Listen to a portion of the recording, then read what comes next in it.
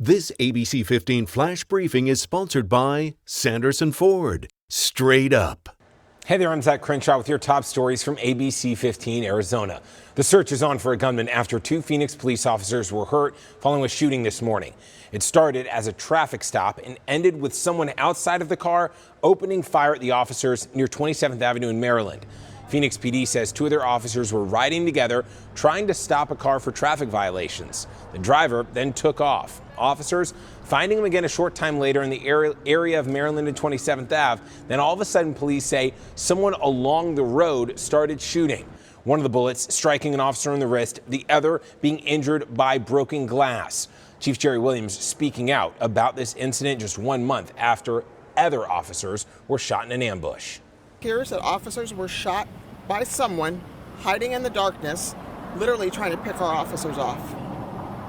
Although officers do expect to face dangers on any given shift, to have 7 of our officers and 12 injured in the last 3 months should be absolutely unacceptable to our community. Officers did detain the driver of the car they were initially after. They're now searching for that gunman, though. Officers are currently in the hospital being treated for their injuries, both expected to make full recoveries. It has been more than 60 years, and now, after decades of investigation, detectives say they've got a name of a little girl whose body was found in 1960. For 6 decades, that child has been referred to as Little Miss Nobody. Her remains were discovered in the desert outside of Congress. Investigators believe the girl was between 3 and 6 years old at the time of her death. Earlier this year, a fundraiser was started to further test her DNA. The $4,000 goal met within 24 hours, and apparently it paid off because the Yavapai County Sheriff's Office tells us on Tuesday they're holding a press conference to release her identity. More options for housing in the valley. It is the next step in construction, fast and efficient. Habitat for Humanity using 3D printing to build houses when resources and supplies just aren't available. Last month, the organization finished construction of one of these homes, and a Tempe family moved into the 1,700 square foot home this week. We talked to Jason Barlow, the CEO of Habitat here in Central Arizona, about how this could speed up the construction process. What this technology does is it holds the promise for building homes faster, more economically, and with less waste than a stick-built home like Habitat normally does.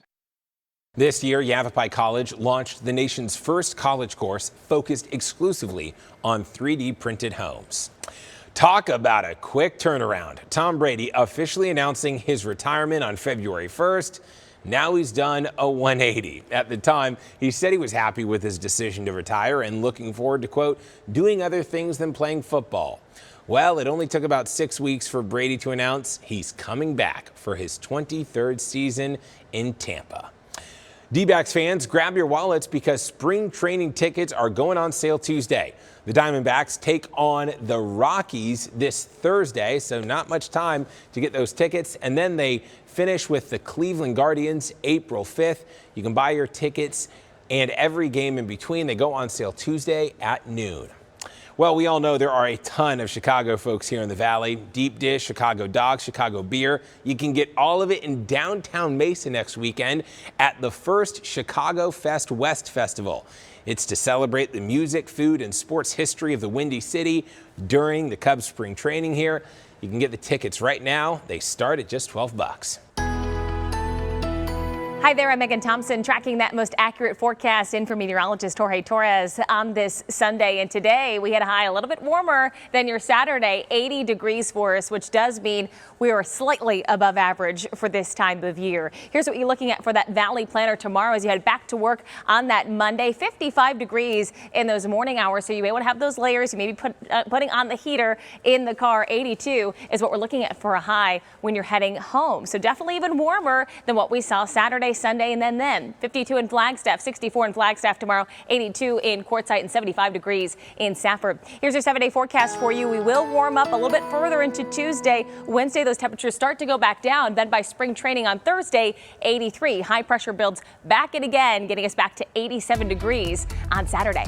This ABC 15 Flash Briefing is sponsored by Sanderson Ford. Straight up.